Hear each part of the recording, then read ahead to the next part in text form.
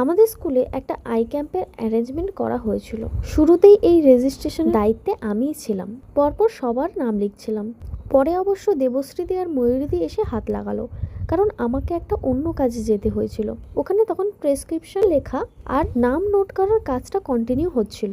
বাইরে প্রচণ্ড রোদের মধ্যে একটা ভ্যানের ভেতরেই চলছিল চোখের পরীক্ষা। ছোট ছোট বাচ্চারা, তাদের মা আর গার্ডিয়ানরা সবাই এসেছিল চোখের চেক আপ করতে। আমরা সবাইকে টোকেন দিয়ে লাইনে দাঁড় করিয়েছিলাম।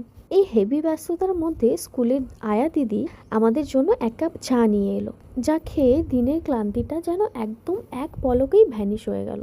আসলে স্কুলের রুলস অনুযায়ী চোখের পরীক্ষা করানোটা ছিল ম্যান্ডেটরি, তাই আমিও আবার চোখ দেখিয়ে নিলাম। আর চোখ দেখিয়ে বেরোনোর পরেই পেলাম একটা দারুণ সারপ্রাইজ। স্কুল থেকে গিফট হ্যাম্পার হিসেবে দেওয়া হয়েছিল একটা Domino's pizza gift hamper. But আসল সারপ্রাইজ তো বাইরে ওয়েট করছিল।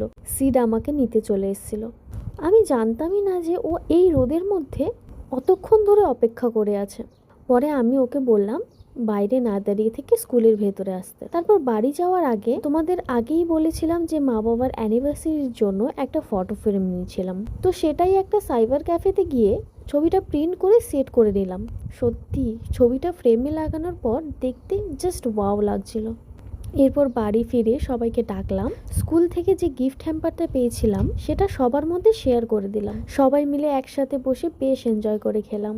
আজকের ভিডিওটা অলরেডি বেশ বড় হয়ে গেছে, তাই এর বেশি কিছু দিলাম না। এর সেকেন্ড পার্ট খুবই তাড়াতাড়ি আসছে।